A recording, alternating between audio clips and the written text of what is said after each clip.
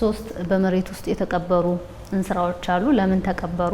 ቤተ መንግስት ቅጥር ግቢ ውስጥ ነው የሚገኘው። እዚህ ግቢ ውስጥ ሶስት መንግስታትን ያስተናገዱ ማለትም በምግብና መጠጥ በማዘጋጀት ያስተናገዱ ባለሙያዎች ይገኛሉ። መንግስቱ ኃይለማርያም ጥብስ ነው። አቶ ግርማ በጣም ቁርጥ ይወዳሉ። መለስ አብዛኛ ብዙም የቤተ መንግስት ምግብ ብዙም አይመገብም። 34 አመት በውጭ ሀገር ምግብ ዝግጅት ላይ ነው ሳገለግል የቆየሁት።